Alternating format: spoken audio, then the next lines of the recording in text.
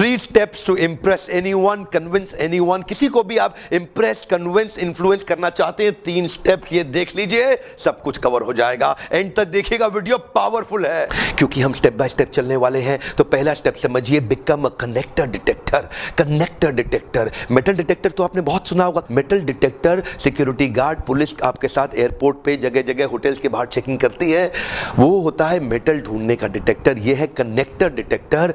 जानते हैं हर एक व्यक्ति के जीवन में कोई कनेक्टर होता है, उसका कुछ ना कुछ कनेक्टर होता है, क्योंकि बिजनेस लॉजिकल होता है परंतु लोग इमोशनल होते हैं। इमोशनल व्यक्ति का कुछ ना कुछ कनेक्टर होगा, वो जिसके साथ छूते ही आप कनेक्ट हो जाएंगे। अगर इधर है प्लग और इधर है सॉकेट, इधर से डालेंगे बिजली पास नहीं करेगी, इधर से डालेंगे बिजली पास नहीं करेगी। प्लग को इधर से ही सॉकेट में डालना होगा, जैसे ही कनेक्ट हो जाएगा करंट पास करेगा और आपका इलेक्ट्रिकल अप्लायंस चलने लग जाएगा। ठीक उसी प्रकार हर एक व्यक्ति का भी एक इमोशनल कनेक्टर होता है, उसको छूने से, उसको कनेक्ट करने से आपका संबंध जल्दी बन जाता है। मैं एक उदाहरण लेता हूं, अगर आप मोबाइल बेचने वाले एक सेल्समैन हैं और आपके काउंटर पे कोई कस्टमर आके कहता है बैटरी लो हो जाती है ना तो दिमाग की दही हो जाती है, कनेक्टर मिल गया। इसका मतलब बैटरी लो ने उसको बहुत परेशान कर रखा है, उसी कनेक्टर को पकड़ लीजिएगा। एक और व्यक्ति कहता है फोन हैंग हो जाता है ना तो दिमाग खराब हो जाता है, कनेक्टर मिल गया, इसी कनेक्टर को पकड़ लेना। हर एक व्यक्ति के जीवन में नीड्स, इंटरेस्ट, कंसर्न, एक्सपेक्टेशन, समस्याएं, चिंताएं, परेशानियां, ये जो आप देखते हैं यही से आपको कनेक्टर मिलता है। कनेक्टर अपने जीवन का नहीं, उसके जीवन का। इसका मतलब क्या हुआ, उसके बारे में बात हो रही है। आपको इंटरेस्टिंग नहीं बनना है, इंटरेस्टेड बनना है। कम ऑन, इंटरेस्टिंग नहीं बनना है, इंटरेस्टेड बनना है। इंटरेस्टिंग लोग जीवन में कुछ नहीं कर पाते, लेकिन अगर आप सामने वाले में इंटरेस्टेड हो जाते हैं तो वो तुरंत आप में इंटरेस्ट लेता है। आप अपने बारे में बात करके दुनिया में ज्यादा लोगों को कभी इन्फ्लुएंस नहीं कर पाएंगे। किसी को भी इन्फ्लुएंस, कन्विंस या इंप्रेस करना है, उसके बारे में बात करिए। इसीलिए इंटरेस्टिंग नहीं बनना है, इंटरेस्टेड बनना है, उसके जीवन के अंदर इंटरेस्टेड बनना, उसका कनेक्टर ढूंढना है। लोगों के अलग अलग कनेक्टर हो सकते हैं, स्पोर्ट्स हो सकता है, मूवीज हो सकता है, म्यूजिक हो सकता है, भजन कीर्तन भी हो सकता है, मोटिवेशन, इंस्पिरेशन भी हो सकता है, टेक एंड गैजेट्स भी हो सकता है, लड़कियों के लिए सेल्फी भी हो सकता है, एक गृहिणी के लिए कुकिंग की रेसिपीज भी हो सकती है। पर पहले स्टेप में आपको बहुत डिटेल में जाने की आवश्यकता नहीं है, उसके कुछ लाइंस को कैच करिए, कुछ कनेक्टिंग लाइंस को कैच करिए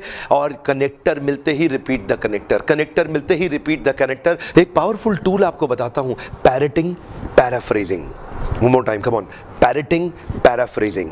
कनेक्टर मिलते ही उसको पैरेटिंग या पैराफ्रेजिंग करके एक दफा रिपीट कर दीजिए। यानी कि केवल कनेक्टर ढूंढने पे कनेक्ट नहीं कर पाएंगे आप, कनेक्टर को जब आप रिपीट करेंगे तो सामने वाला व्यक्ति सोचेगा ये मुझको समझता है। जब मोबाइल हैंग हो जाता है ना तो दिमाग की दही हो जाती है, और अगर आप मोबाइल बेचते वक्त उसको कहते हैं आप बिल्कुल ठीक कह रहे हैं, मोबाइल अगर हैंग हो जाएगा तो कोई भी आदमी परेशान हो जाता है, वो आपके साथ कनेक्टेड महसूस करेगा। अब वो महसूस करेगा ये मेरी बात को समझ रहा है। वो कहता है बैटरी लो हो जाती है तो परेशान हो जाता हूं, आप भी बोले बात तो आप ठीक कह रहे हैं, बैटरी अगर फोन की लो हो जाए तो आपको परेशानी हो जाएगी, बार बार पावर बैंक संभालने पड़ेंगे। जब आप उसके कनेक्टर को रिपीट करते हैं उसके अंदर ये कॉन्फिडेंस आ जाता है कि अब आप उसको समझ रहे हैं। जब आप उसके कनेक्टर को रिपीट करते हैं वो ये महसूस करता है कि ये भी वही महसूस कर रहा है जो मैं महसूस कर रहा हूं। एक्चुअली डीलिंग का लेवल अच्छा करने से पहले फीलिंग का लेवल ठीक करना होगा। जब आपकी फीलिंग का लेवल सेम हो जाएगा तो डीलिंग का लेवल अपने आप ऊंचा हो जाएगा। उसकी फीलिंग के साथ अपनी फीलिंग को जोड़िए, उसको बोलते हैं कनेक्टर ढूंढ के रिपीट द कनेक्टर, जो मैंने आपको बताया पैरेटिंग और पैराफ्रेजिंग। कभी कभी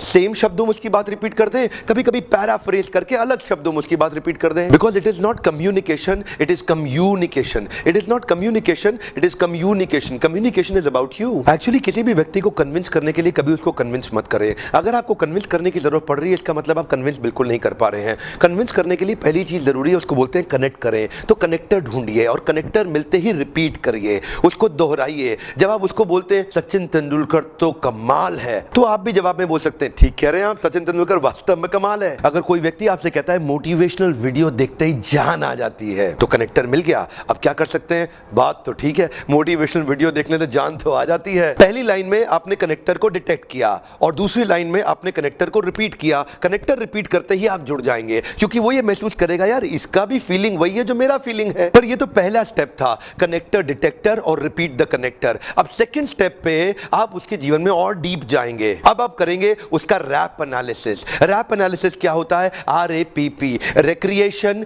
एस्पिरेशन, प्रोफेशन और प्रॉब्लम। क्योंकि आप थोड़ा कनेक्ट हो गए ना, शुरुआती कनेक्ट हो चुका है, अब आप और गहरा उसके जीवन में उतरेंगे। ये जो जीवन में उतरना है, ये सहानुभूति नहीं है, ये परानुभूति है। ये सहानुभूति का अर्थ है सह अनुभूति, मैं आपके साथ खड़ा हूं, कभी भी बुला लेना। और परानुभूति का अर्थ है वही महसूस करना जो व्यक्ति वो महसूस कर रहा है, और उसके साथ और डिटेल में जाना, उसको क्या अच्छा लगता है, रिक्रिएशन किससे होता है, उसका मनोरंजन किस बात से होता है, उसका मनोरंजन किस बात से होता है। ये सब आपके कंटेंट पे निर्भर नहीं करता, ये सब आपके सिंसियर इंटेंट पे निर्भर करता है। जितना आप गहरा उतरेंगे उतना डीपर कनेक्ट हो जाएगा और सामने वाला व्यक्ति आपका फैन हो जाएगा। इसलिए अपने जीवन के एनालिसिस को भी साइड रख दें। कई लोग ऑटोबायोग्राफिकल लिसनिंग करते हैं, यानी कि जब भी उनसे आप बात करो तो वो अपने रेफरेंस पॉइंट से सोचते हैं। अगर आप उनसे बात करें, यार बड़ी तकलीफ हुई, मुझे 3 किलोमीटर चलना पड़ा, तो वो क्या जवाब देता है? अरे तू क्या चला जो मैं चला था। ये ऑटोबायोग्राफिकल लिसनिंग वाले बिल्कुल एम्पैथी, परानुभूति को नहीं समझते। आप इनको बताओ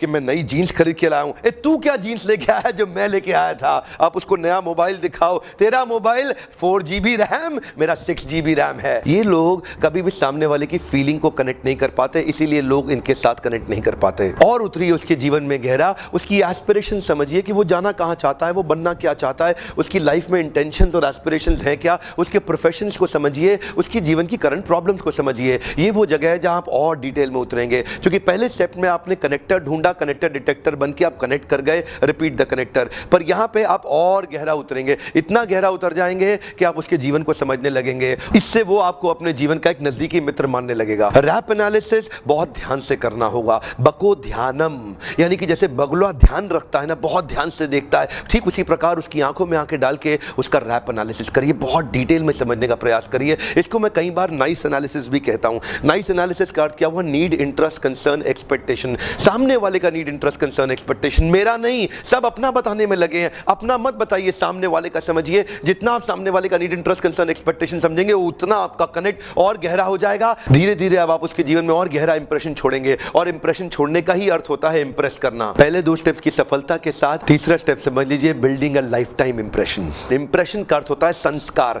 इंप्रेस वर्ड इंप्रेशन से ही आता है, और जब आप उसकी मानसिकता में एक लाइफ टाइम संस्कार क्रिएट कर देते हैं, अब वो आपको जिंदगी भर नहीं भूल सकता। आप सोच रहे होंगे मुझे तो कम्युनिकेट करना नहीं आता, मैं लाइफ टाइम इंप्रेशन कैसे छोड़ूंगा? बहुत सरल है। It is not about communicate, it is communicate. It is not about informing people, it is about involving people. Actually जो मेरा तीसरा पॉइंट है, ये मैंने भगवत गीता से लिया है। कृष्ण कंफर्म करते हैं गीता के अंदर, लोगों को याद क्या रहता है, संस्कार किस चीज का बनता है? अत्यंत सुख, अत्यंत दुख, अत्यंत सर्दी, अत्यंत गर्मी, अत्यंत मान, अत्यंत अपमान, अत्यंत लाभ, अत्यंत हानि। यही चीजें हैं जो आपके जीवन में एक संस्कार बना देती हैं और लाइफ टाइम इंप्रेशन क्रिएट करती हैं। इसको कई बार हम मैनेजमेंट में एक्सट्रीम कस्टमर डिलाइट भी कहते हैं। आपके घर के पास कई राशन की दुकानें होंगी, पर आप एक ही दुकान के पास बार बार जाते हैं। आपके घर के आसपास कई नाई की दुकानें होंगी, बार्बर शॉप, पर आप उसी एक नाई, उसी एक बार्बर के पास जाके बार बार अपने बाल कटाते हैं। आपके घर के पास कई गाड़ी और बाइक के मैकेनिक होंगे, पर आप उसी मैकेनिक के पास बार बार जाकर के अपनी बाइक ठीक कराते हैं। हो सकता है कि वो बाइक मैकेनिक दूर हो और रास्ते में कई और मैकेनिक शॉप्स आती हो, बट आप उसी के पास जाते हैं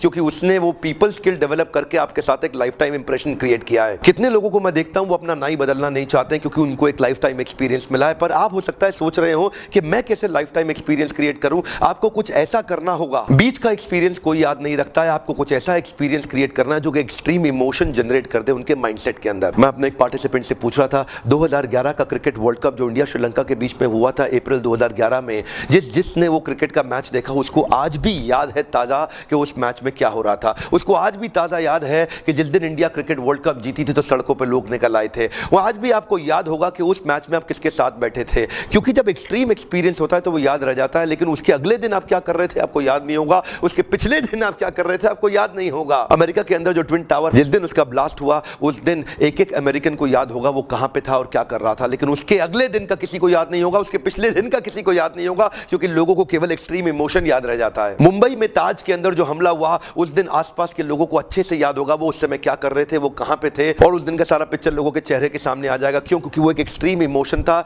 और लेकिन उससे पिछले दिन वो क्या कर रहे थे, उसके अगले दिन वो क्या कर रहे थे, उनको कुछ याद नहीं होगा। अगर किसी प्रकार से आप सामने वाले को इंप्रेस करने के लिए डीप इंप्रेशन क्रिएट कर दे, एक ऐसा संस्कार क्रिएट कर दे जो किसी ने ना किया उसके साथ, बस फिर तो वो आपको पूरा जीवन भर याद रखेगा। एक दफा संडे के दिन मैं परिवार के साथ गाड़ी पे जा रहा था। अमूमन हमेशा मेरे पास ड्राइवर रहता है, है, पर उस दिन संडे के दिन छुट्टी थी ड्राइवर की, तो गाड़ी में खुद ही ड्राइव कर रहा था। पंचर हो गई अचानक गाड़ी। उसी दौरान एक यंग लड़का रेडी के ऊपर जा रहा था, कुछ बिस्लरी के कैन लिए हुए, शायद किसी दुकान पे काम करता होगा। मैंने उसको आवाज मारी, रुको भैया थोड़ी मदद करो स्टेपनी चेंज करने में। बोला साहब मैं कर देता हूँ स्टेपनी चेंज। उसने बड़ी मेहनत करके मेरा स्टेपनी चेंज कर दिया, पंचर टायर को पीछे लगा और पीछे से फ्रेश टायर ला करके स्टेपनी को फिट कर दिया। काफी मेहनत करी थी उसने, तो मैंने उसको कुछ पैसे देने चाहे, तो जानते हैं क्या जवाब दिया? साहब पैसा तो मजदूरी का लिया जाता है, मदद करने का नहीं। साहब मैं मजदूरी का पैसा लेता हूं, मदद करने का नहीं। इस बात ने मुझे बहुत प्रभावित किया, लाइफ टाइम इंप्रेशन क्रिएट कर दिया। लाइफ टाइम एक्सपीरियंस इमोशन से आता है, लॉजिक और डेटा से नहीं आता। जिस रिलेशन में होगा अच्छा इमोशन, वहां बढ़ जाएगा बहुत डिवोशन। अब मैं सारे वीडियो को आपके लिए समराइज करता हूं। सबसे पहला स्टेप था identify the connector and repeat the connector.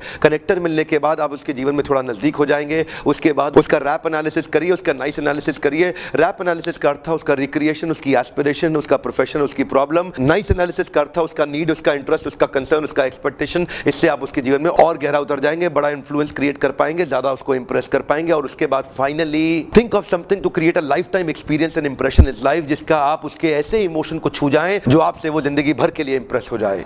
तीसरा स्टेप आपको जिंदगी भर का साथ दे सकता है।